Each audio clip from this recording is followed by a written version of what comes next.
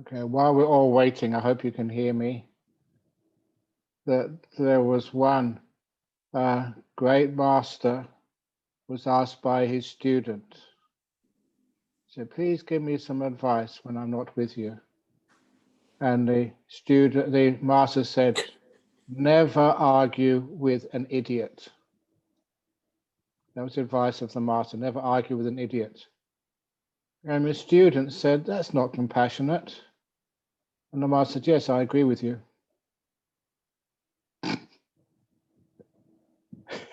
In other words, he regarded the student as an idiot. Okay, anyway, I tried my best to make you laugh. Hi, Ajahn Brahm. Good evening. Hi, good evening.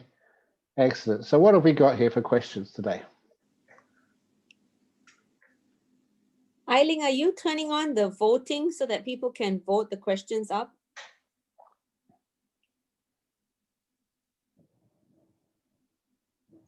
Okay, I tried to, but the questions already in, so I couldn't change the format to the format. So tomorrow they can vote.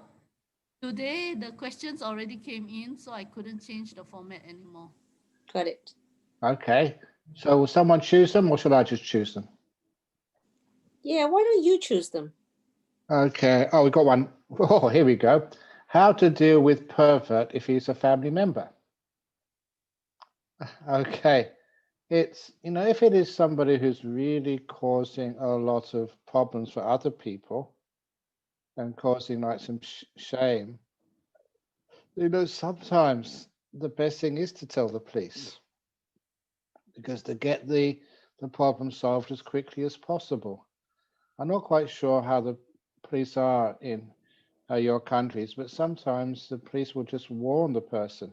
So look, this is a very serious offense which you're doing, and you can get yourself into big trouble, like a prison sentence. So sometimes the old policemen were sometimes very, very smart and learn how to just give people warnings rather than punish them straight away, to show them it's very, very serious.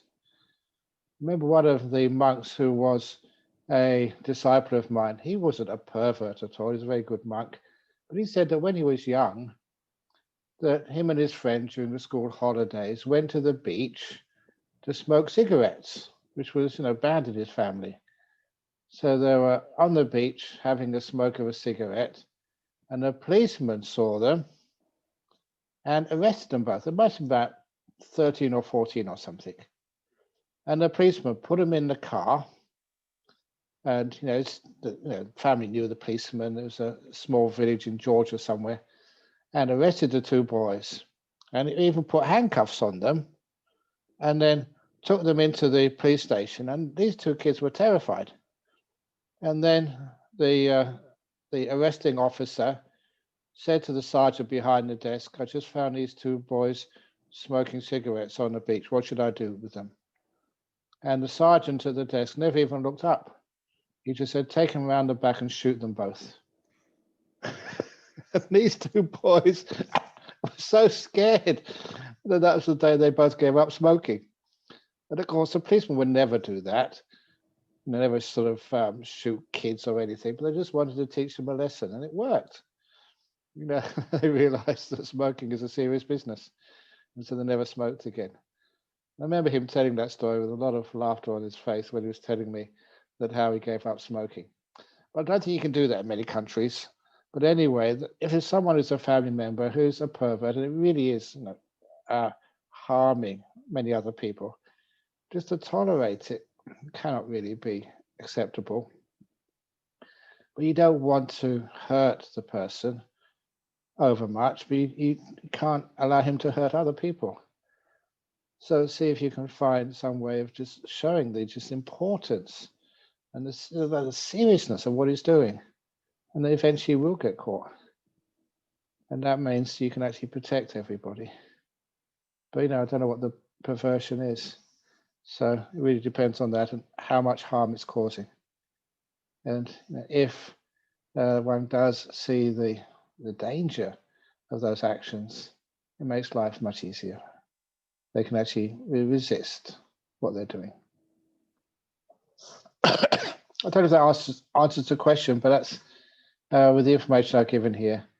You try and have filial piety and stuff, but filial piety doesn't mean just closing your eyes when maybe a parent is misbehaving, because that's not taking sort of a care and responsibility for them, to try and protect them and trying to heal them of their bad habits, if it's possible.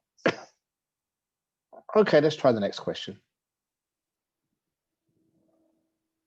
Dear Ajahn, for a teenager who suffers from self-criticism and self-harm due to parents' divorce, what would you suggest?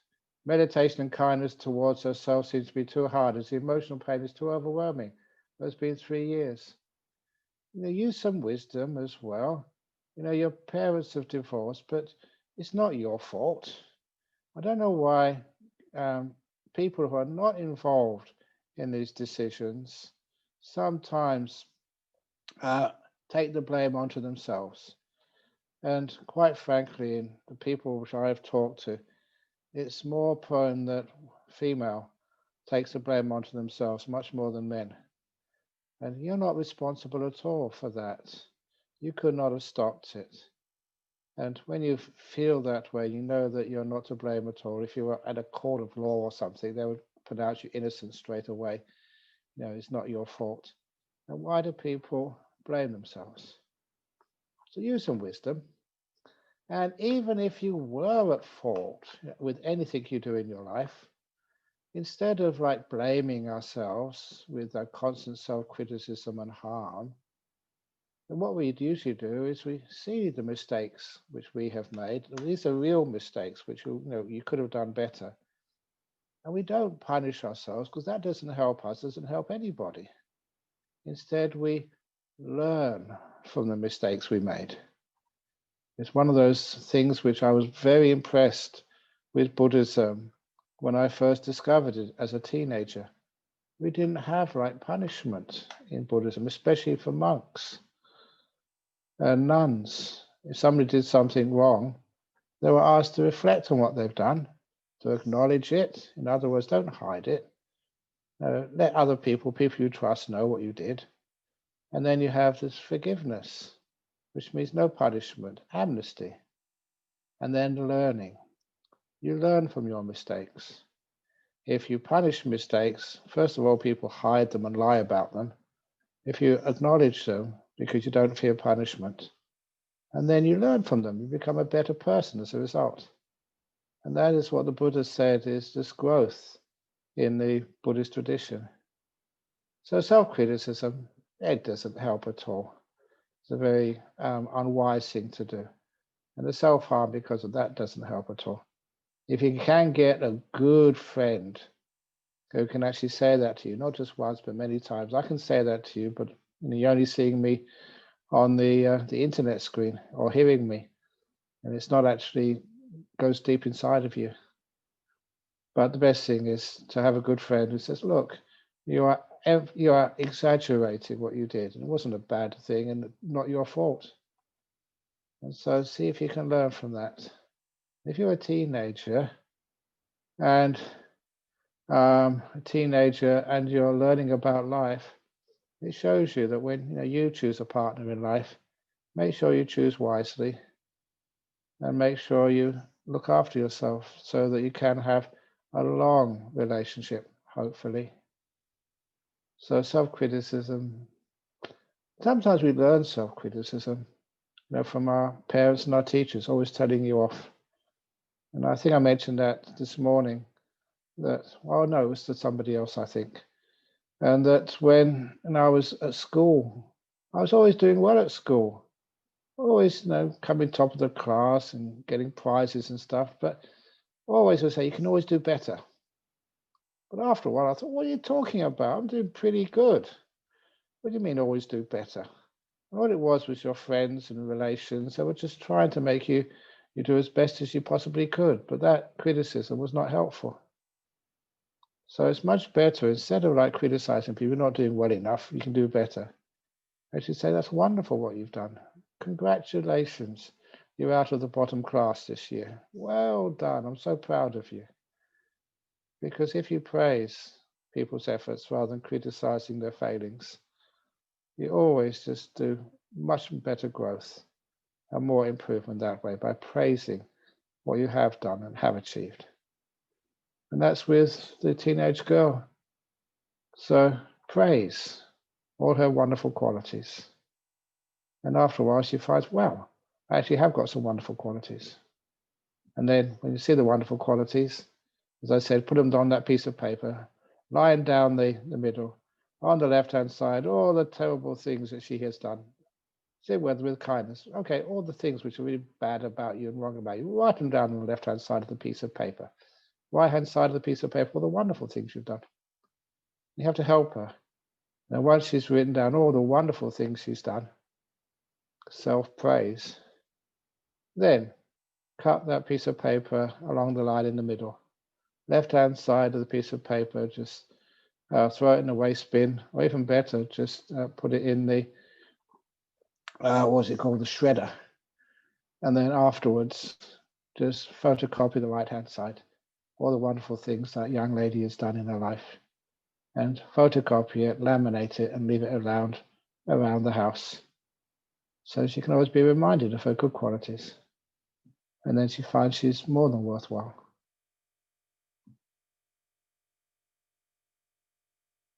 I want to know, when will I meet a new guy again and remarry? And if it is going to be a good decision. Thank you. I'm not a marriage counselor or what they call a matchmaker. But I do know there's so many good guys out there, and so many good girls out there. You know, they come and talk to me, and they sort of, you get to know them, and just what a sensitive and what a willing person they are. But I don't know why, when people meet each other, they hide their good qualities. They don't relax and show people what they're really like. And most people, human beings, the human realm is quite a high birth. So most human beings, given the chance, can be very wonderful and sensitive. There's lots of guys out there looking for a partner. Lots of partners, lots of girls are looking for a guy. And it's also the case, I do remember going to give a talk in Singapore some years ago at Taiping Center. It was on Valentine's Day. And of course, I don't know who was organizing it, Buddhist Fellowship or Brahm Center or Bodhinyana, I forget who. Actually, mostly the same people. But anyway, that Angie was the MC, and she said, it's Valentine's Day. And I said, look, there's so many people, in our community who are looking for a partner, haven't got one. There's so many good people here. So she asked, please put your hand up, all the men and women here who haven't got a partner. And of course, I was the first one to put my hand up. And you say, we're not talking about you, Ajahn Brahm. Put your hand down now. I was only doing that for a joke. I don't want a partner. I'm having a wonderful time being a monk. But when you meet a new guy again and remarry, it's when you look for a new guy. And you don't look for the perfect guy. You look for the kind guy. So look for their kindness. And the other qualities, such as, their honesty. So, if there's someone who's taken 5 precepts, and they're keeping those 5 precepts, they don't get drunk, they're not going to commit adultery and have another woman in their life, just you. And you can trust them, they're honest with you. Then those guys are just gold. So if you find someone in like a Buddhist group who keeps the precepts, they're usually a very good bet for a wonderful marriage. So give it a try. Hi Ajahn, recently I had this experience while meditating. Everything before me froze and stopped moving. Very calm feeling, sounds good. And I started to think, what should I do next? And I see colored dots, clouds moving again. Can you advise, please? This is like a bad habit of us. We're in the present moment, things are happening, things are going really, really well. And then we think, what should I do next? You're having a wonderful time right now. And please understand that the deep meditations, the joys, the insights, the enlightenment, all of those things don't happen next. They happen now. So we sort of train ourselves in meditation to actually not even think about next, not the next moment, not the next hour, not the next day. Because right now is all we have. And we really get used to staying in the now and trusting in this now, and the next will look after itself. So we disturbed the meditation by going to the next instead of being right here now. In that simile which I gave the second morning of the 1,000-petal lotus, you've opened the lotus with your mindfulness and kindness, and your lotus is so open, it's nice and still there. But then you go off to the next lotus, which is positioned next to the one you've opened now. And so the one you've opened now starts to close again.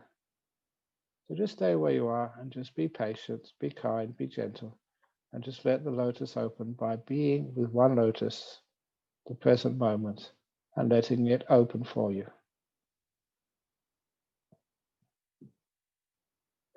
Dear not Ajahn Brahm,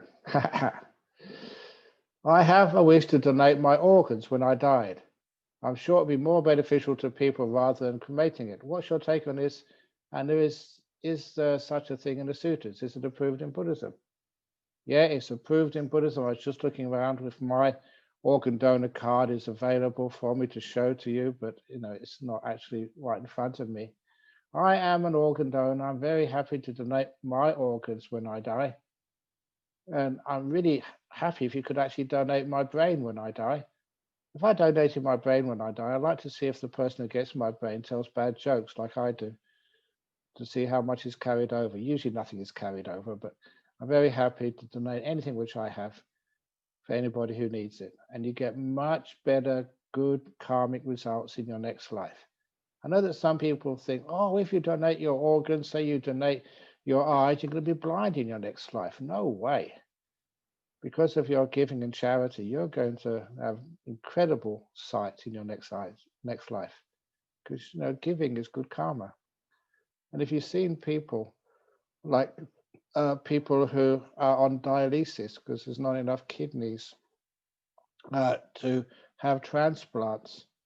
I remember years ago going to a couple of dialysis clinics. I think it was in Malaysia, and feeling so sad that people had to spend many hours twice a week having dialysis to survive because there wasn't enough kidneys. Not the kidneys, it was kidneys, yeah. Kidneys to transplant into the people who needed them. But then I heard that in Spain there aren't any dialysis clinics. I think maybe a few emergency ones in hospitals, because there's so many people donating their organs in Spain. They don't need to have dialysis clinics. The people can get an organ transplant, so the blood can be purified by an organ which is donated. So that's an obvious compassionate thing to do. So usually you can get some sort of card or some sort of permission which you can carry around with you. So if you have like an accident somewhere or you die very suddenly, the doctors who are responding to you can actually see, yes, this person has given permission for their organs to be harvested and to be used for other people so they can have a wonderful life. What a great good karma that is, to be able to give a good life free from having to have all these interventions once, twice, 3 times a week to a person by giving your organs so other people can be happy. That's really, really immense good karma. So I do it, so don't see why anyone else can't. Dear Ajahn, what is a good thought to meditate on self-forgiveness? A nice good thought is you don't have to be perfect in this world, and no one is perfect. Even like someone like an Ajahn Chah, I saw him make a couple of mistakes on this one occasion when I was still with him years and years ago. It was the wife of the US ambassador in Bangkok. She was very interested in Buddhism, and so she made an appointment to come up and see Ajahn Chah. And Ajahn Chah, instead of just letting her fade into the background, because she had enough status and publicity as the wife of the American ambassador in Bangkok, she just wanted to disappear and live a nice simple week meditating and listening to some teachings. But Ajahn Chah arranged this big ceremony for her to welcome her. and was giving her all sorts of nice things and special attention, where she wanted just to be simple. So Ajahn Chah got it wrong there, and she never came back again. And Ajahn Chah did some amazing things, but sometimes he made mistakes. So when you make a mistake, you forgive. First of all, you have to acknowledge, yeah, it was a mistake. No one is perfect in this world. You're mistaken, acknowledge it. Tell people what you did. And then when you tell people what you did, then you can forgive it and you can learn. So that's what we do. You thought of imperfection, truthfulness, and its wonderful kindness. And of course, you know all about my mistakes. One of those mistakes I did was doing chanting. Sometimes I get tired, my energy is down. And I remember doing this chanting in a marriage ceremony. And I did the wrong chanting. I did the funeral chants instead of the marriage chants for these two people getting married. I felt very guilty afterwards. I never told them because actually they're still happily married. I don't know why, but that's the truth. So I made mistakes, but I love telling people about them. And after that, I told it. So many people know that if they come for a blessing for their marriage, they always remind me, "You're not tired, are you? Please do the right chant. We don't want the funeral chant, please. Not in a marriage." Can you please give us a simple take-home message or similarly regards to anicca and anatta? Well, if I give you a simple message, it's not going to last, especially not an anicca. And anatta, you probably lose it on the way home because it doesn't belong to you. So anicca, anatta, a simple take-home message or simile. Okay. This, I don't know if I can get away with this, but I'm feeling in a bit of a silly mood. I've just been talking with the monks about what I'm going to do on the New Year's Eve Ajahn Brahm's party in a few days' time. We make it a lot of fun. But anyway, this is a Buddhist joke. You know that sometimes people make jokes and you remember jokes, and this is a Buddhist joke of anicca, dukkha, and anatta. That's impermanence, suffering, and non-self. They walk into a bar. And dukkha said, "Oh, this bar is terrible." And anicca, "Don't worry, it will change after a while." And anatta said, "Who said that? Who said that?" That's a Buddhist joke about three people walking into a bar. I don't know if you find it funny, but over in Australia, people crack up on that one. Okay, someone is saying it. I like that. Nothing wrong with my funeral chant because people are saying goodbye to their freedom or something. I don't know. Anyway, so anicca, dukkha, anatta. The nicest thing about anatta, which people find it very easy to practice, is just realize that things don't belong to you. That you're a visitor. You're not an owner. And if you have a sickness, you're a visitor, or the sickness is a visitor to your body. It's not who you are. So you don't need to feel that you have been let down. Sickness comes and it goes. It's anicca. As Ajahn Chah said to me when I was really, really sick with typhus fever, he said, "Brahmawang, so you'll either get better or you'll die." That was anicca. It won't last. And actually that was funny, but it's actually quite reassuring. And anatta, it's not me who's sick, it's just the body who's sick. And it's not me who's smart, it's the body who's smart. And if you make a mistake, it's not you who's made a mistake. It's just your brain has made a mistake. So why worry about it so much? You're a visitor, not an owner. Anyway, it is very painful to see our loved ones struggle with illnesses, wondering if they're ever going to get better or well and be free from their intense suffering. I struggle a lot with it too. How can I help them and help them get better? Sometimes that if you have your loved ones and they have illnesses, when you go to visit them, don't talk about their illness. Let their doctors talk about their illness. They know much more better about illness. You talk to them as a loved one, a friend.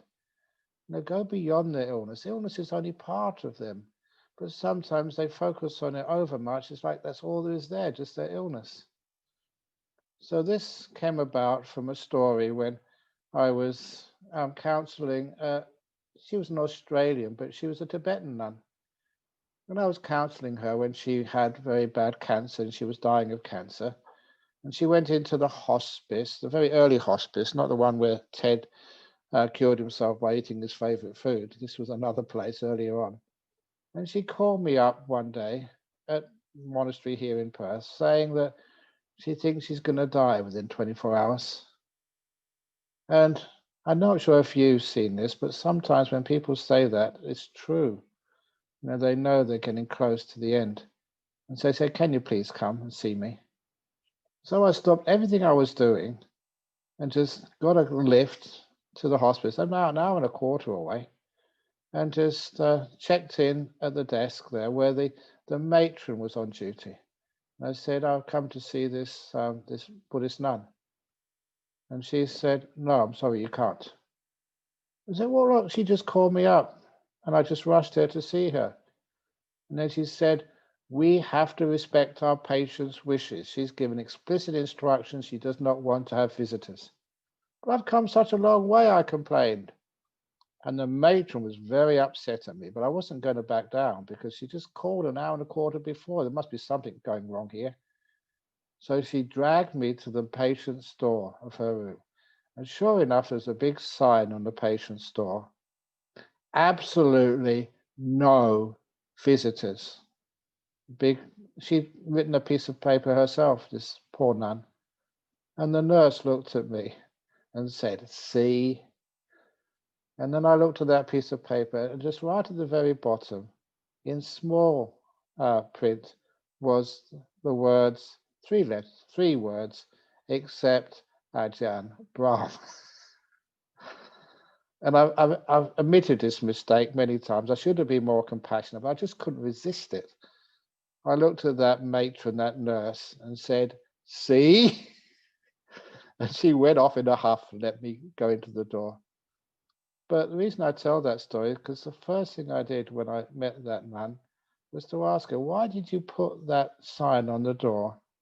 And why did you let me come in? Just me. And what that nun told me, I will always remember, and I use this as a teaching tool for anybody visiting sick people, especially your sick relations and loved ones. She said, you're the only person who comes in here and speaks to me. Other people come and speak to my sickness. Other people come and they get emotionally disturbed when they see just how close to death I am and how I lost all my muscles and my hair and just I look just almost like a zombie. But you actually speak to me. So thank you. That's what I want you here for. Not to lay your emotional turmoil onto me, but you to treat me as a friend. I'm not going to die. I just want to listen to the latest jokes or just to talk about some Dhamma. And then that's what I did for about an hour. Tell some jokes, talk about the Dhamma, be a good friend. I talk to her, not to her sickness. And that's a little quick teaching to take home with you. If you go and visit someone in hospital, talk to them as a friend. Don't talk to their sickness. They get too much of talking to their sickness. They know they're sick. You just talk to them as a good friend. Have a good chat with them. Because that's what you'd like to do when you meet people, just to talk about any old thing. And then just so you can enjoy each other's company. And that means that they get relieved of just looking at the pain or the difficulty of their sickness. So see something more just in the illness. Okay, next question. I discovered your videos in 2014 at home in Canada. My life was transformed, I hope for the better. I experienced nimittas, but I moved to Beijing for med school, where I failed for the entire 5 years at applying what I learned from you. I hated my time there. Why? Well, I don't know why you failed. To me, there is no failure in life. You may not have achieved what you set out to achieve, but sometimes those goals may have been just too unreachable for you. But you learn so much. You learn so much, just about med school, studying, and what you're doing there. Remember, one of the most famous teachings I taught to doctors was that the job of a doctor, the job of anyone in med school, was not to cure people, but to care for people. It's a totally different way of looking at your profession. So you care for the people who are in, your ward, or who are given to you as you're their doctor. You care for them, and you never need to fail if you care for people. Curing people, sometimes you have sicknesses, diseases which cannot be cured, but you can always care for people every time, and that makes you a success, not a failure. So I don't know what else you did, but it was a wonderful experience. You went to med school. You went to Beijing. I'm sure you had a wonderful time there. If you look at the beautiful things you've learned, it may not be exactly what you expected, but welcome to life. Life is always a series of unexpected, unplanned moments. Honestly, I never thought when I was 69 that I'd be a Buddhist monk. Certainly not a Buddhist monk teaching on Zoom. That's totally beyond all my expectations. So, but I'm happy with it. Dear Bhante Brahm, how to explain rebirth to my critical family, especially my teenagers? Thank you. It's sometimes, I'm not quite sure who your teenagers are, but you say, look, it's evidence-based rebirth. And do a little bit of research online, and there's just so many stories of rebirth. And if they're Christians, tell them that if they don't know this, that early Christianity believed in reincarnation, rebirth. And it was 543 AD that the Pope, whose name was Vigilius, he was asked by the emperor at the time, he was one of the Justinians. This was in Constantinople, present-day Istanbul, but then it was called Constantinople. And it was asked by the Roman emperor there, Emperor Justinian, to please ban belief in reincarnation. And the Pope refused. He said, no, I'm not going to ban this, because he believed in it. And so what the emperor did, he put the Pope in jail in Constantinople for 1 year. So the power was with the Roman emperor, or the Byzantium emperor, not with the church. And so he put the Pope in jail for 1 year. And jails in those days were way, way more cruel and harsh than modern day prisons anywhere in the world. And so after 1 year, the Pope gave in and said, okay, I will ban the belief in rebirth, make it an anathema, which means something you can't believe in. And then the emperor released the Pope from jail. And that happened 543, 544 AD in history. So you can check that up if you wish. And it just shows you that teenagers can sometimes like that idea, but see the history of it, see the big truth in it. But also there's many people who can remember their past lives. And these are people you can trust. And they write about it. And so ask your teenagers, please be more critical. Please check out the evidence. Please ask the questions. And you'll find there's huge amounts of evidence that this is not your first birth. And even, as you may have heard me saying, that just recently, Roger Penrose has got behind the people who recognize that there's evidence of our previous universe before the Big Bang. Just you can test that evidence out in the cosmic radiation throughout this universe. And the evidence is there. This is not the first Big Bang. Even universes get reincarnated, as it were. So does everything else. This universe, this life, is always circular. It's never a straight line. It doesn't have a beginning or an end. It goes round and round and round. just like planet Earth, just like the Milky Way, just like all of life, round and round and round.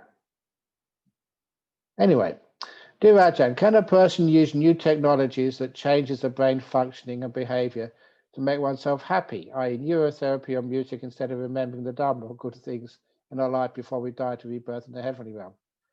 You can use some of those things, but nothing is as powerful as the Dharma, because that gets to the heart of things. And yeah, you can sort of put implants in or take chemicals to make you happy, but those chemicals wear off.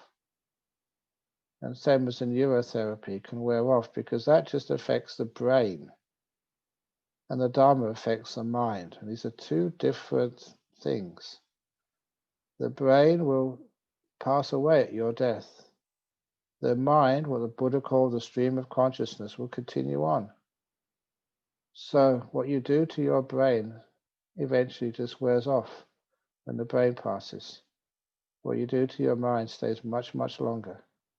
And it's the mind you take off into your next life, not your brain. And so that's one of the reasons why, to train your mind with Dharma, good things, meditation, generosity, to do, and loving kindness. That is making your mind strong. Neurotherapy, drugs and stuff, that's actually making the brain a bit smarter. Two different things. Dear Ajahn, no chance to visit your monastery during COVID period. Is it? I don't know. Is it possible to let us have a glimpse of your cave through a virtual tour? Thank you, Ajahn. I think there is some photos, virtual tour of my cave. There's nothing much there. It's pretty boring. It's just 3 meters. Imagine like a hemisphere, 3 meters diameter, but made of rock. Just inverted. So the base is this circle about 3 meters diameter, and it's about sort of 2.5, 3 meters high. And that's it, made of rock. So it's very, very simple. But it's easy to look after. It's cool. I think if you look somewhere, you can find some pictures of the cave. It's not much of a virtual tour because there's nothing much to see. But the main thing about that cave is just sitting in it. It has energy, power. And that's something you can't sort of convey over the internet. It looks peaceful, it looks nice, but actually to sit there and feel the energy, whoa, that's something else.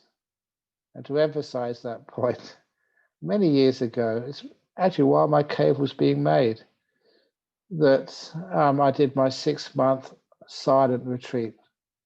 I never saw a human being for 6 months, never spoke to anyone for 6 months. And during that whole time, I had some wonderful meditations it's a hut here in Bodhinyana Monastery. And because I never saw anyone or communicated with anyone for 6 months, all the other monks, they didn't know whether I was going to be crazy or enlightened or somewhere in between. And so they were really interested in waiting for me to come out.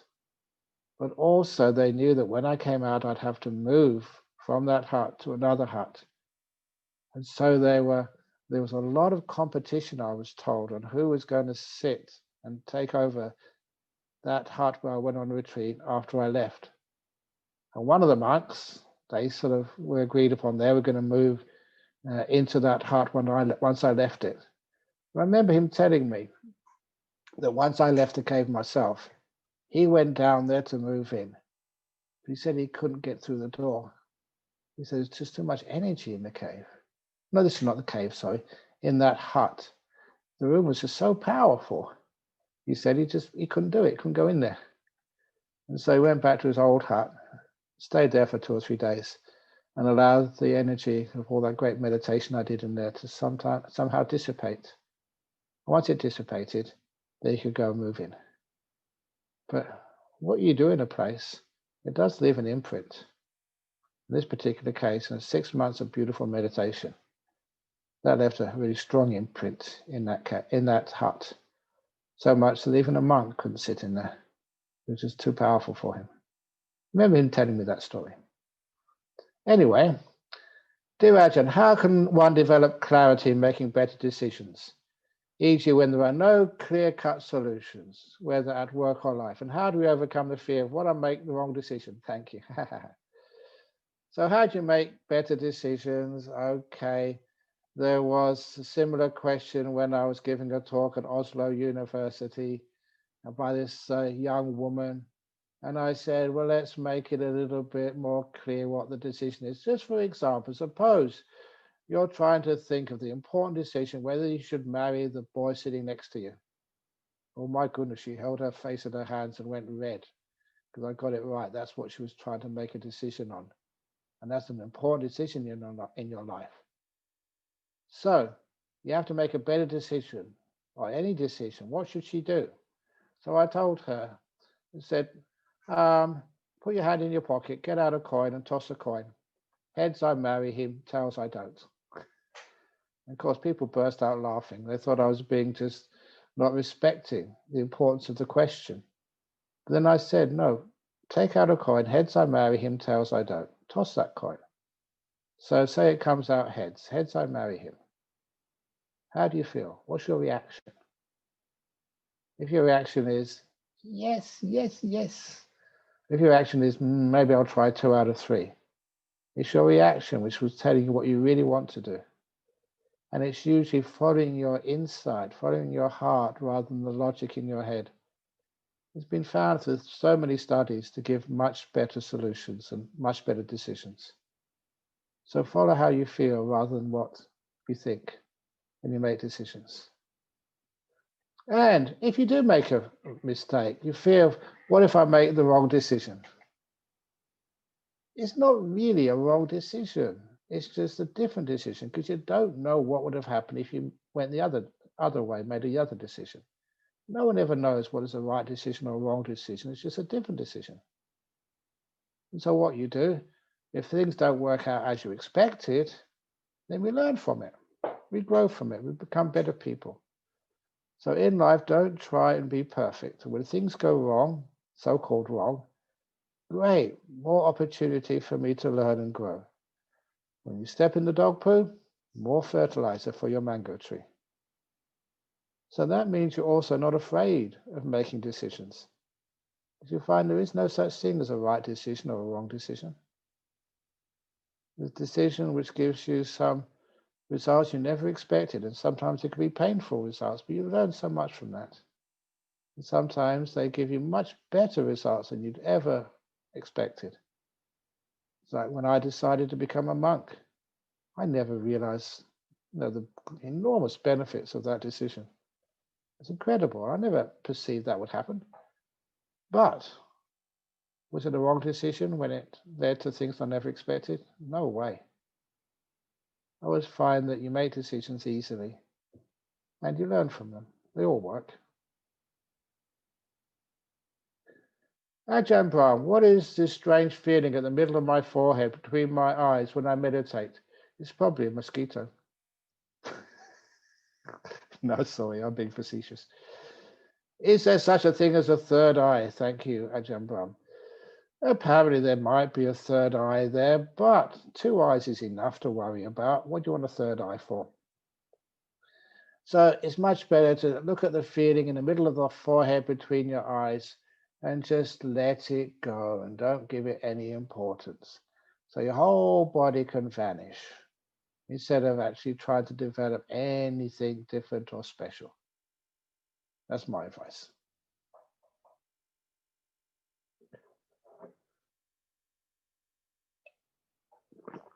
Ajahn, what does it mean to be a filial son or daughter to his or her parents in Buddhist teachings? Thank you so much for your guidance. It is to care for your parents and have gratitude for them. Now, how you care for your parents and have gratitude for them, it just really depends. Sometimes the idea for respect, or the word for respect, is like in Pali is garu karoti.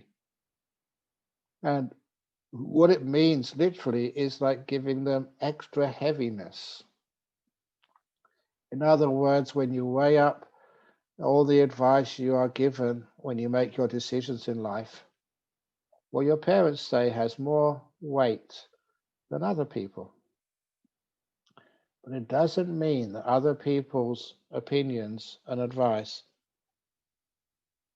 do not sometimes outweigh your parents' advice. So you listen to your parents and what they say you really take seriously and very weightily. We may have a whole lot of other people as well. Also you listen to, and sometimes they say to do something differently. And their advice can sometimes outweigh your parents' advice. And a good example of that is the Buddha and his parents. Now, he had a father, and he ran away from his father to become a Buddha. So was that filial? It certainly worked out wonderfully well for the Buddha himself and his parents and his son. So it worked out very, very well. It was a wonderful decision to run away because he was wise and he needed to do that. So sometimes you don't always follow your parents' advice because that's not the Buddha's teachings. That's not what the Buddha did. But you have to just respect your parents' advice and look after them for the rest of your life. Always look after your parents. And if they're dead, always remember them and do meritorious actions for them. You may think that I'm an Angmo or a Kwailo, a Westerner, and it's not part of my tradition, but when other people are making merit for their parents, I also make merit for my parents. And I remember one occasion that my mother had died about 3 or 4 years previously. And I was in Bangkok, and I don't know, the person who gave me the dana that day, the lunch that day, they gave me a dish, a Western dish, and it was my mother's favorite food. And when they gave me that food, which my mother loved, it was, if you want to know, it was like, what was it? For those of you who know English food, bangers and mash, sausages and mashed potato and gravy. So simple, but my mother loved that. So what I did was to remember, I took extra of that out of kindness to my mum. And I did a little blessing for her afterwards. This is me sharing the merits of what I was doing, teaching really a lot of things and giving retreats in Bangkok, sharing all of that to my mother.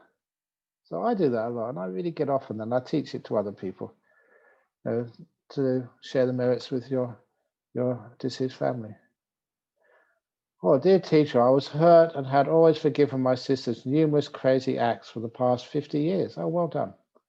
I'm really tired and want to treat myself fairly by cutting ties with her, except matters regarding our mom. Please advise, is there a better way? No, sometimes you have to do that. We call it loving the tiger, but at a distance. So you cut ties with her, but not completely. Just be more distant from her so she can't hurt you so much. But you can still just, keep in touch every now and again. And just say, I exist and I care for you, but at a distance, I can't be so close to you anymore because I've been hurt too often. And that is fine. That is fair enough. I don't know what your sister's numerous crazy acts are, but for the past 50 years, that's a long time. But anyway, I'm sure that maybe later on that she can just understand that she's hurt you. Maybe she hasn't understood that yet. And maybe towards the end of her life, she can be a much kinder sister.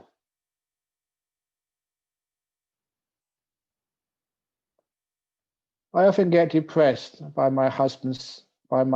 He's selfish, self-indulged, and hardly enjoys the company of kids and family. That makes me feel sorry for the kids. Is it that wishing he would change is my desire? How am I to live with the least damage? Thanks. Don't know how old your children are, but if your husband's selfish, self-indulged, he doesn't enjoy the company of the kids and family, maybe that gives you more opportunity to compensate for the kids and family by spending more time with them, maybe less time with him. But you can look after your kids and your family, which is a wonderful thing to be able to do. And as for your husband, as long as he doesn't hurt you in any other ways, that he earns enough money, pays the bills. Say thank you for that. So see his kindness, there's some kindness there. He's not totally selfish, he could be a bit more kind. So see the part of him which is already kind, the whole thing which he already does for everybody, and just thank him for that. Because I don't know how many years you've been married, but you probably won't be able to change him. But at least you can love your kids to bits. And they have like a mum who really cares for them and loves them, and that's wonderful. Don't need to feel sorry for the kids. You just give them extra. Kids will understand.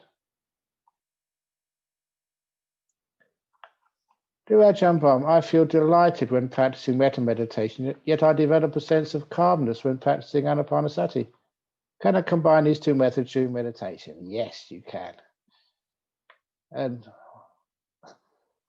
this, you really sort of hit a spot in me when you asked that question. Because years and years ago, I asked the same question of myself. I really loved metta meditation. I love anapanasati. Why can't you do both at the same time? And I did. Wow, that was so powerful for me. I didn't get much sleep that night. I must admit, I was teaching meditation retreat. And so I said, let's try anapanasati with loving kindness. Look at your breath. May my breath be so happy and well. And I zapped my breath with so much kindness and so much joy and so much metta. I love you, breath.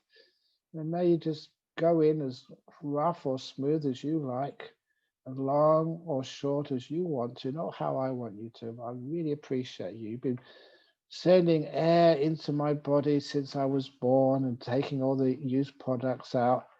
I haven't really respected you or showed my appreciation. I just give you so much love and kindness. You're like a best friend, a servant who's worked night and day, even when I'm asleep, to look after me. There was beautiful loving kindness towards my breath, and it was so easy to watch my breath, and the breath became so bright and nimittas and the whole works.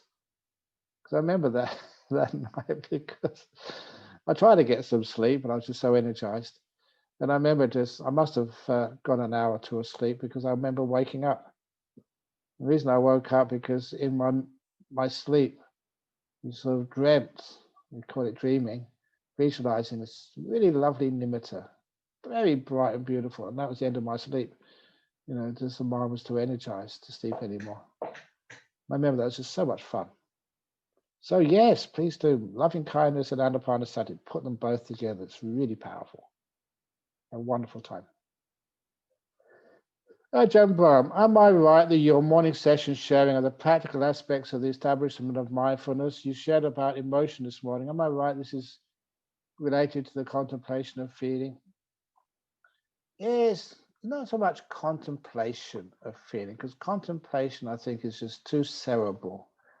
I like exploration of feeling, exploration of the body, exploration of the mind, rather than thinking about it and taking notes about it and trying to get some intellectual connections towards these things. Feel it, not with like sense of the sensations, but this beautiful emotions where you get to know things just by their ability to inspire you and feel them. I mean, as I mentioned this morning, you have something like peace. You have something like metta. What is metta? You can spell it, you can spread it to other people. But what actually is it as an emotion? And as you start developing metta, it gets stronger and stronger and stronger. It's so powerful. You can really hang out in metta for such a long, easy time. Because it's an emotion, you're with it, and it's very attractive. And then those beautiful emotions, they become so powerful, and you know the emotional world of your mind much more than the descriptions of the mind, which is the intellect. So, the practical aspects of establishment of mindfulness, of course they are. So when we do even the bodily relaxation, that's the first satipatthana, becoming aware of our physical body.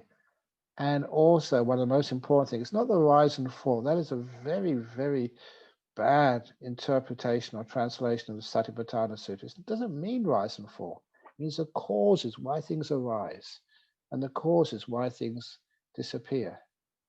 So you understand just how the body arises and how it can disappear, how it can become really peaceful. And then you go to the chitta, just how to have some peace in the mind. The peaceometer is a chittanupassana. Doing the third establishment of mindfulness, getting to know this chitta and how it relaxes. And when you go off to the breath, then you're actually going on to the second satipatthana, the feelings, the joy, the piti sukha, the delightful breath. So each one of these, that sometimes these four satipatthanas, they get mixed up, a bit of this, a bit of that, and that is fine. But it's mostly just one rather than the other. Okay, next question. Are there thoughts in the mind when one experiences nimitta? My mental vision turned bright despite my eyes being closed in a dark room, but thoughts remain. If there are thoughts remaining, they're not very disturbing thoughts, and they're very peaceful thoughts. And they're not thoughts about what you're going to have for dinner this evening. They are thoughts about this nimitta. In other words, they're almost like focused around the object of your meditation. But they're not very strong. So like small thoughts, like beautiful nimitta, or just gold, or like bright, simple things. If it's complicated thoughts, you will find that will not allow the nimitta to really develop and get very strong. So instead of having too many thoughts, have less thoughts and just have more focus on the nimitta. The mental vision turned bright. I'm not sure if you saw an object like a moon or like a sun glowing in your mind. But as the thoughts get less, that nimitta gets more simple and gets brighter and more brilliant. And it gets incredibly bright and brilliant. For those of you who have these experiences, and some students do, I certainly had it, sometimes the nimitta was appearing like a beautiful sun in my mind. Just like, with your eyes open, looking up in the sky, the clear blue sky, and seeing the sun in the middle of the day. It was brilliant. But I thought, I'm going to go blind if I keep watching this. There was a thought came up, but a negative thought. But the positive thought was, this is not seen with my eyes. This is seen with my mind, with my mental eye, if you like. And so you never go blind. So you can watch that nimitta, your eyes being closed in a dark room. It can be brighter than the sun. You don't need to be afraid or concerned at all. It can be as bright as it wants, and you're perfectly healthy.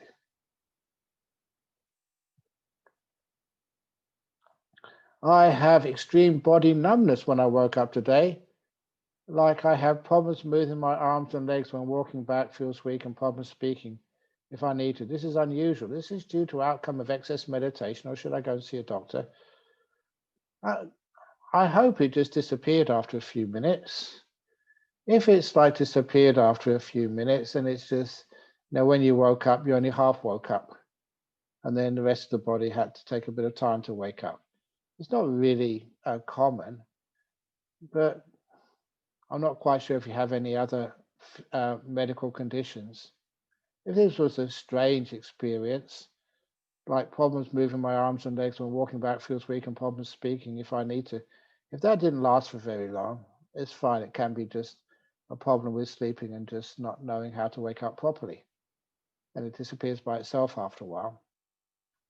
It's never due to outcome of excess meditation. Meditation can make you quiet and peaceful.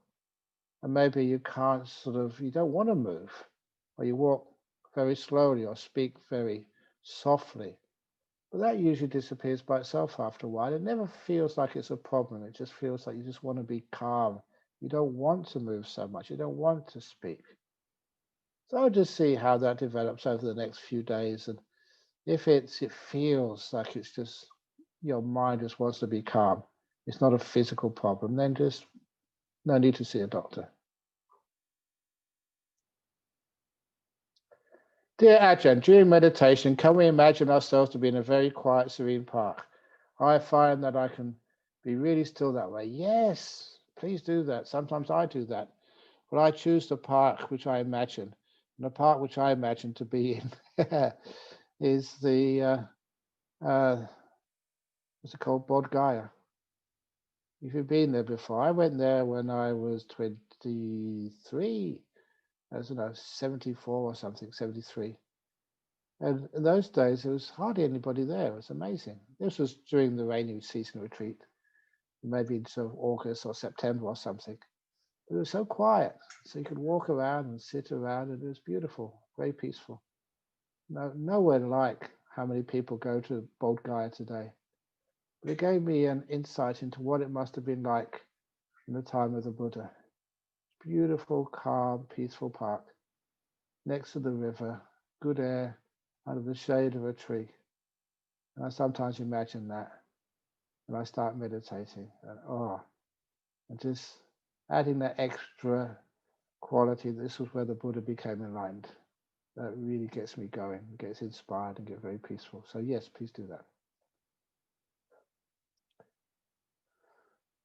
Third attempt, hopefully lucky on asking the question. Yes, you're lucky. You asked a question. And you're doubly lucky because I'll give an answer.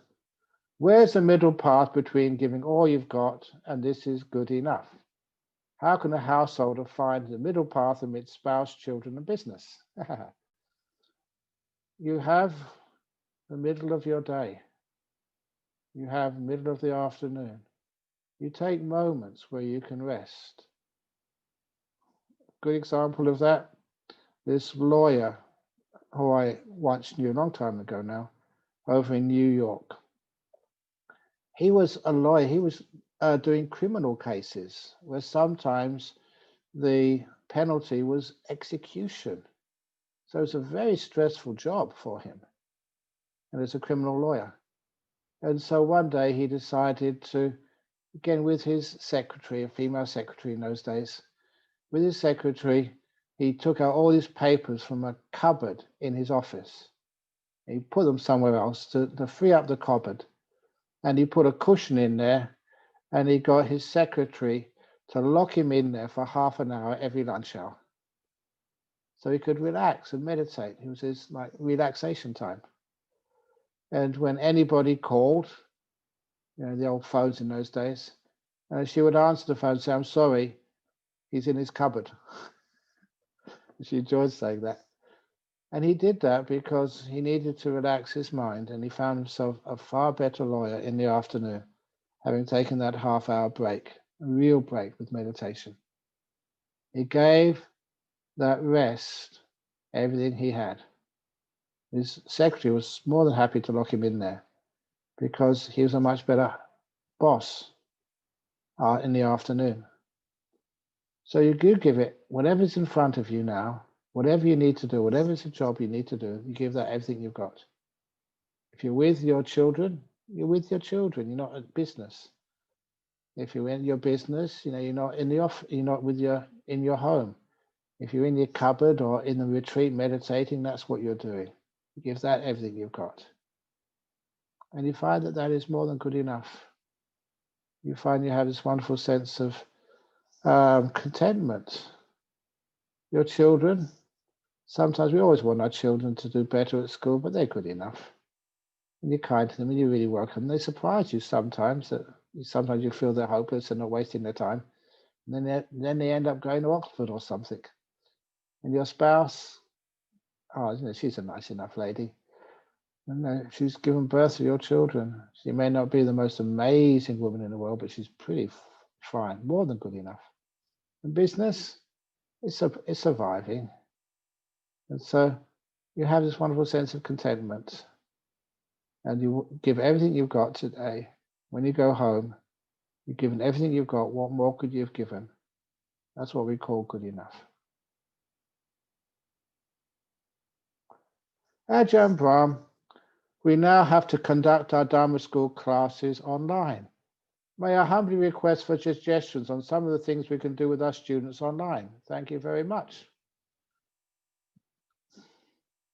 So sometimes, you can invite questions. Sometimes you can be innovative and have little competitions on honesty, on other precepts.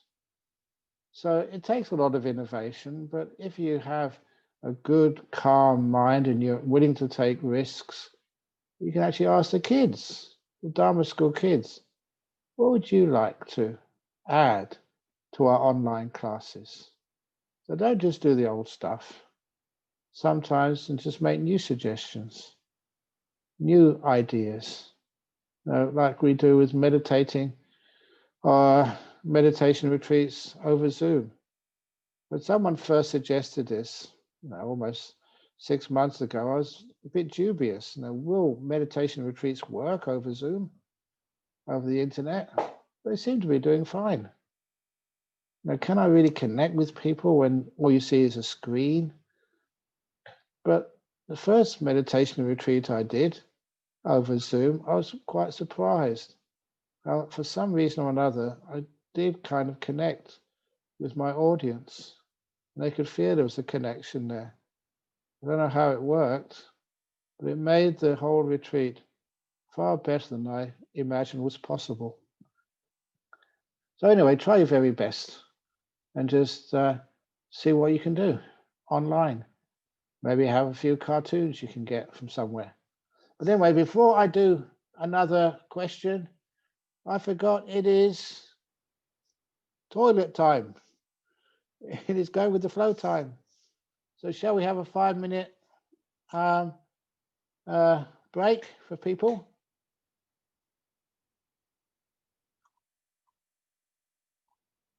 Yes or no? Oh, yes. Yes, No? thank you. Okay, okay, great. Okay, 5-minute break for toilet.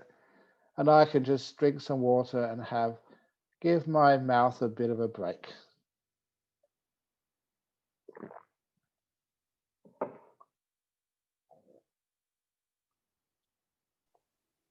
John, Yeah. tape recorder, you don't need a break.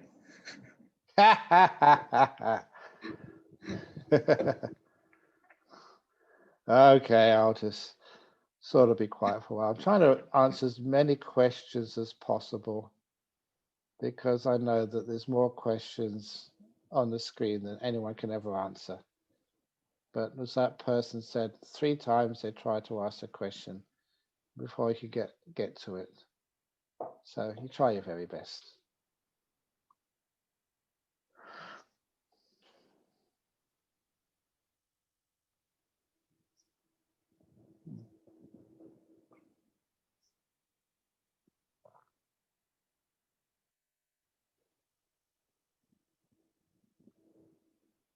They're really good questions people ask. I try the best to answer them, but sometimes you might not hit the spot because sometimes you don't get enough information exactly what the problem is. But you try the very best to try and give an answer which hopefully will cover most possibilities. Ajahn, what's the latest update on Anukampa? Oh, and Anukampa, in lockdown, remember they rented a house in Oxford, and Venerable Chandler is still there.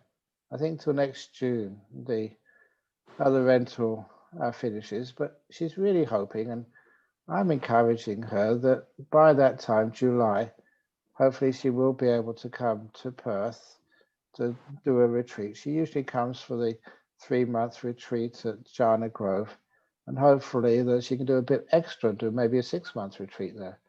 And after that 6-month retreat, it will be the time for looking for another place, like a real retreat center, and getting some more people to help her.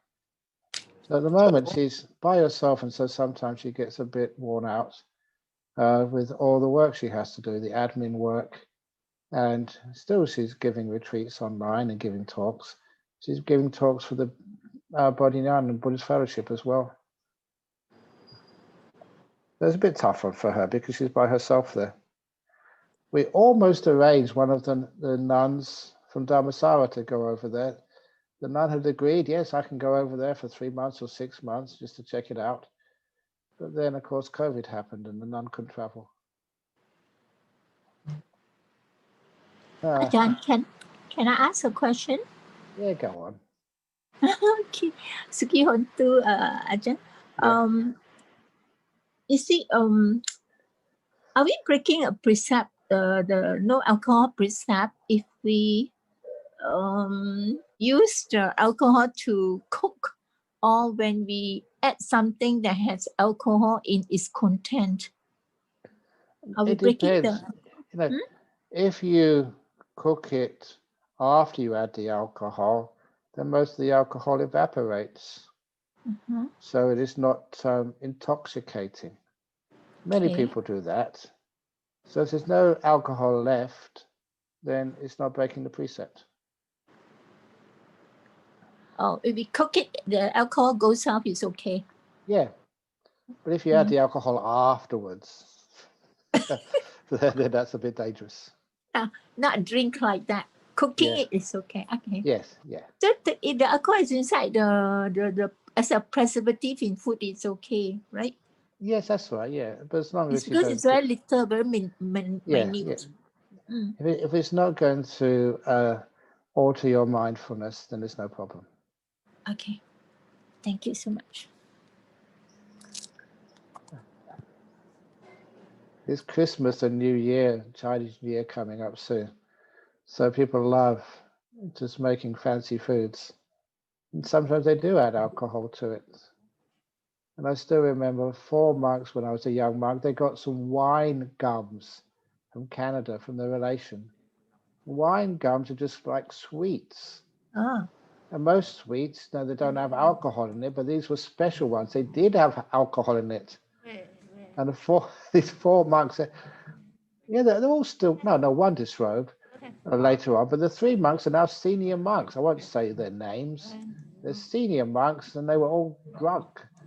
They were all just laughing around and joking around, and we found out, why you just change your characters so much?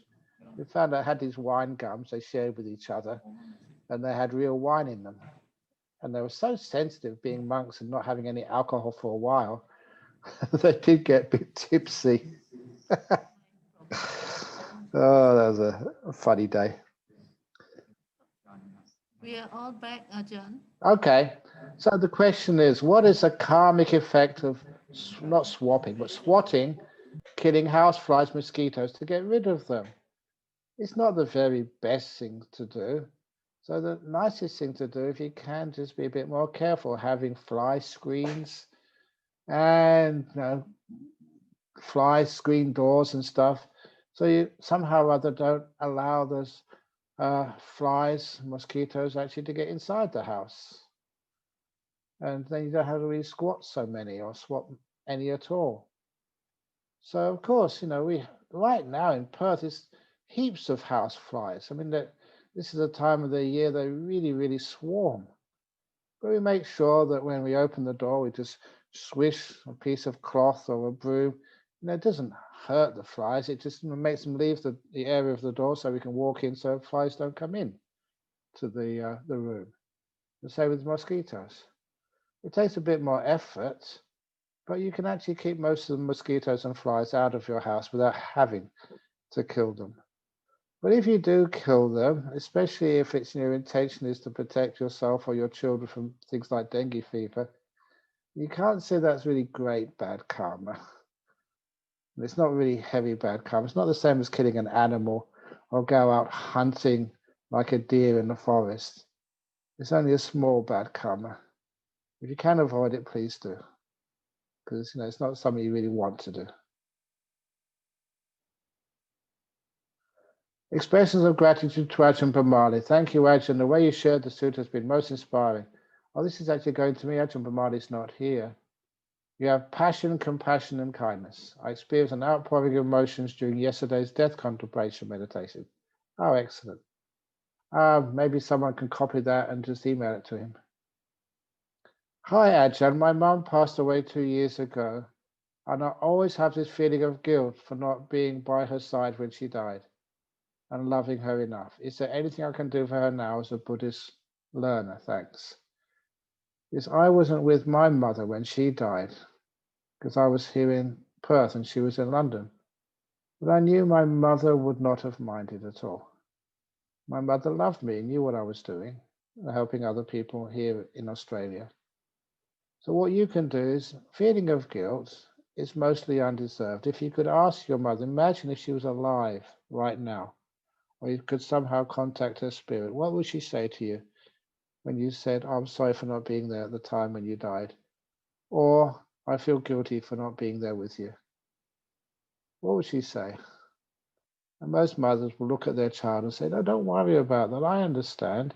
You had your own family, your own businesses to do, and you can't always be there by my side. It's okay. So that takes away a bit of the guilt. But the other thing to do, and when I did this to my father, when I learned about Buddhism, and I was more sensitive to my conduct as a young man around my father, I remember one day just getting some flowers and incense and candles and going up to the Buddha statue. I couldn't say forgiveness to my father because he was not there anymore. And saying forgiveness to him through the Buddha, saying, Dad, it's the first time I've done this. I was a young monk at the time.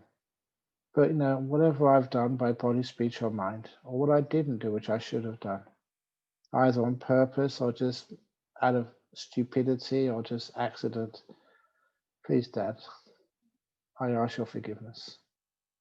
And I did that much slower than what I've just repeated. I did that with full intensity and with all my emotions strong, to ask forgiveness in front of the Buddha. And that was the best I could do.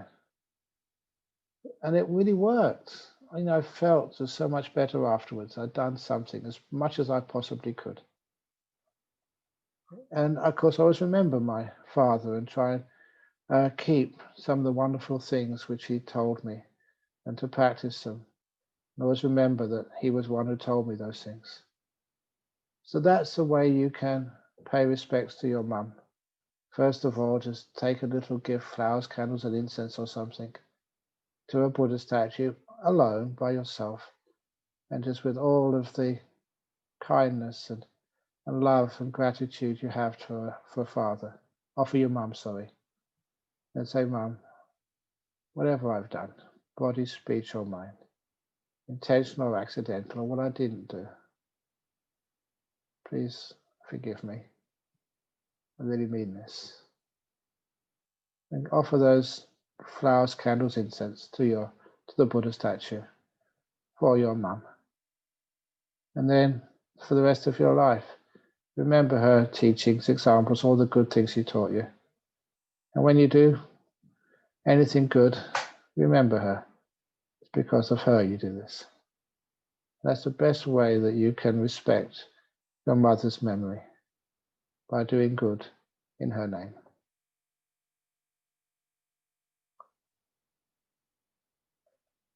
Dear Ajahn, I've already been practicing meditation for 10 years. I already conditioned by you to do nothing in meditation. But in the daily activities, how to practice this, I found I still swayed by feeling an unwholesome mind. So I still suffer.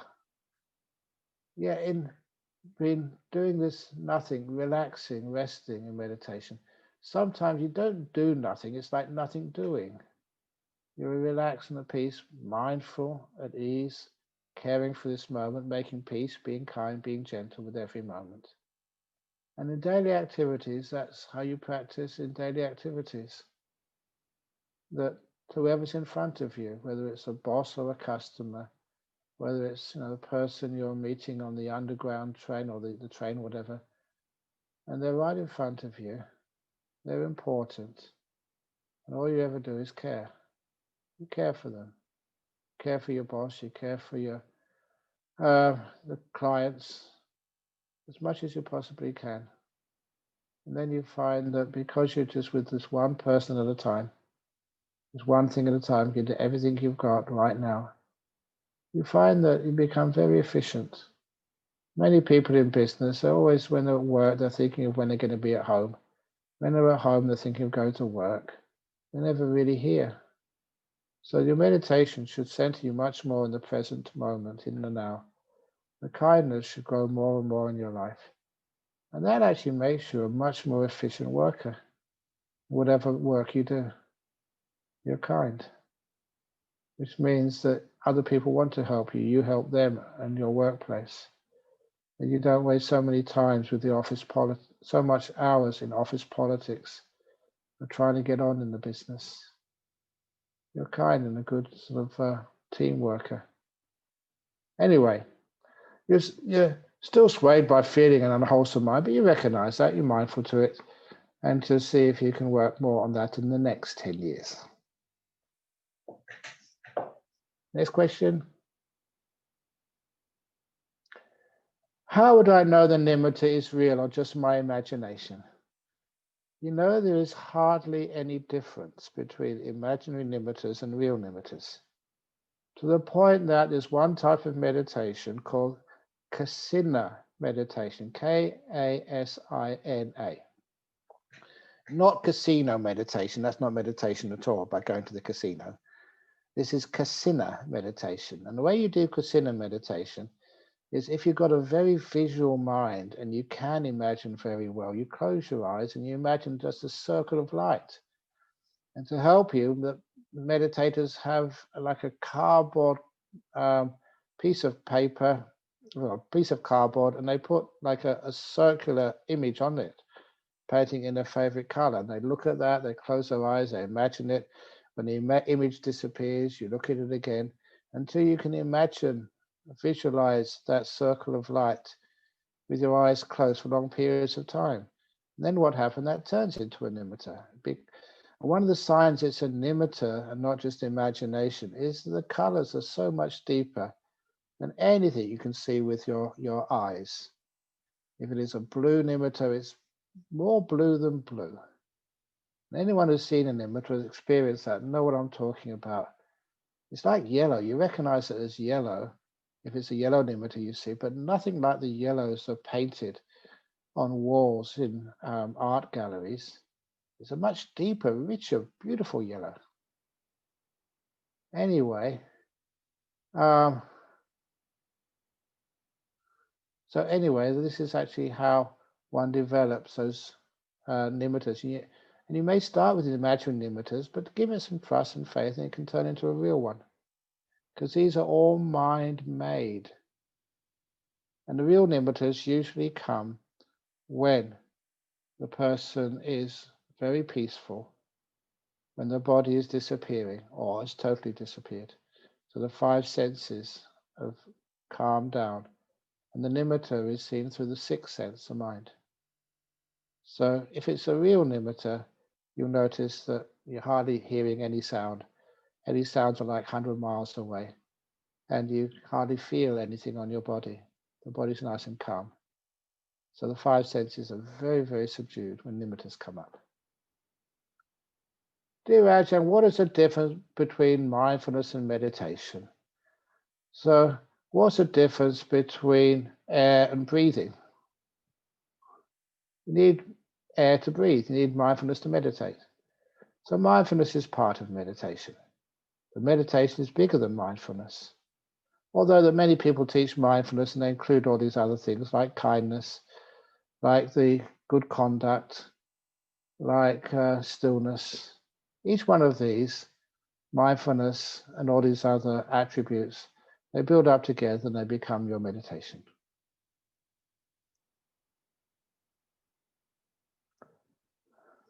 With moments of what feels clarity in meditation, how do you have confidence in some thoughts as to whether it's true, especially if they are more esoteric? Yeah, well, you can actually check them from, say, the suttas and what the Buddha taught. And if you find that it's right there as the Buddha taught, that gives you confidence that your thought is verified by the suttas. But even more than that, if you get deep in meditation, I don't just mean clarity, I mean body disappearing, nimittas, and even jhanas, then when you come out from those states of mind, you can have total confidence that how you interpret things and see things, that's pretty accurate.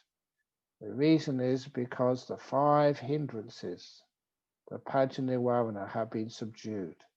And when the five hindrances have been subdued, there's nothing to distort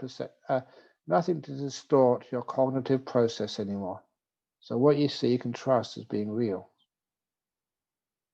So that's why meditation gives you the confidence that after meditation, deep meditation, what you see is true. Dear Ajahn, kindly enlighten what is it that follows one to take rebirth? Energy, consciousness, waves. It is what's called the stream of consciousness. It's just like it's causality. One thing causes another, which causes another, which causes another. And the simile I usually give is a simile of eating a mango and planting the mango. So you plant the seed of the mango, having eaten the delicious flesh, and you put it in the earth. You know what happens next. That eventually that seed splits and a little shoot comes up, it germinates. And every day that little shoot grows. In other words, its causality makes a bigger shoot, bigger shoot, bigger shoot, bigger shoot, until it pushes through the top of the earth. It appears like a tiny piece of grass coming up from the earth. You don't realize at first that this is the mango growing. And it grows bigger and bigger, and then the grass becomes wooden at the base, and you realize this is a plant, not a piece of grass. It grows bigger and bigger, and maybe it might branch out, and it's the first sign of these branches and twigs on this little sapling. It goes bigger and bigger and bigger, more branches, more leaves, and then there's a young baby mango growing, mango tree growing. And then it comes a time it's big enough, it puts out these flowers on the end of the twigs and branches. And those flowers get pollinated, and the base of the flower swells and becomes fatter, and you realize that's a mango fruit growing. And eventually that grows big enough and big enough and big enough, and then you can pluck it or it falls off, you have a mango fruit. So what went from the first mango to the second mango? It's just like a cause and effect, a continuous cause and effect process, which from the first mango to the second mango. Just like the human being, from the end of life, the stream of consciousness, especially this mind, the sixth consciousness, this moment causes the next moment, which causes the next moment. And even that space after death, until there's an opportunity to find a place, a womb, in which that stream of consciousness can be reborn. Dear Ajahn, after listening to your numerous talks, I still can't figure out what you mean by being kind to the parts of the body which is in pain, to individuals who have hurt us. Parts of your body which are in pain, or being kind to individuals who have hurt you. There's two different questions there. So being kind to parts of your body which are in pain is like, I don't know if you can remember maybe you had a very kind mother or maybe grandmother, and sometimes that when you were sick or you were hurting, like my mother, I remember so many times when I was playing soccer in the street and going for a tackle and then scraping the skin off my knees. I remember just my knees always had scabs on them of dried blood, because I love playing soccer and you didn't really worry too much. You went for a tackle, then you hurt your knee and scraped the skin off it. And I would run to my mother crying, a young boy, and my mother would just kneel down and she would kiss that wound. And she always used to call it kissing it better. She wouldn't disinfect it, just kissing it. And I remember every time she kissed it, it gave me this wonderful kindness, which only a mother can give to her son, that all that pain disappeared. And I never, I did put a Band-Aid on it, and then went off playing soccer again. And I realized from that the kindness has a great therapeutical power. And other times you have like nurses, if you're in hospital, they just look upon you or hold your hand. They smile upon you, and their kindness lessens the pain in your body. And if you haven't got a mother or a nurse, you're by yourself, then you can actually look at that part of the body which is hurting, which is in pain, and give it that same sort of kindness which a mother gives to her children, or a nurse has been trained to give to the patients. Just that smile, that kindness, that softness. And I do that to my own body, and the body relaxes and is at ease, and the pain mostly vanishes. And I try to get rid of that pain. I don't like it, and I'm negative towards it. The pain gets stronger and tighter, and I'm kind to it. It tends to relax, and it's not as painful anymore. And be kind to individuals who have hurt us. Being kind to individuals who have hurt us is also kindness to yourself. They've hurt you once, you don't want them to hurt you again. And every time you remember it, they're hurting you. So by being kind to yourself, it's like letting it go. You don't need to be a victim anymore when you let it go. They're no longer hurting you. Only the memories of them cause you the hurt. So little by little we can let that go, and that's a great act of kindness to ourselves. And kindness to them also is just, why did they do that? This was a saying of the Dalai Lama, who once said that if you have someone who's always irritating you, giving you a very hard time, please always remember that you only have to meet them for a few hours every day. They have to be with themselves 24/7 for the rest of their life. So, and how they treat you is often how they treat themselves. Not always, but often. So being kind to them. If someone is just really miserable and nasty to you, you feel what a terrible life they are living and how much pain and suffering they have. So you don't really think of yourself. You think of how much kindness you can give to them. That's one way of doing it, if it's possible for you. Okie dokie, it's 9 o'clock now, so you've turned the questions off. Thank you very much. I don't know why, but it's very good. This evening I've got a bit of low energy. I don't know why. Maybe my throat is a bit sore. I think I was just talking to the monks too much today. My own fault. But anyway, I wish Thank you you, all Ajahn. Have a good rest. a very happy evening.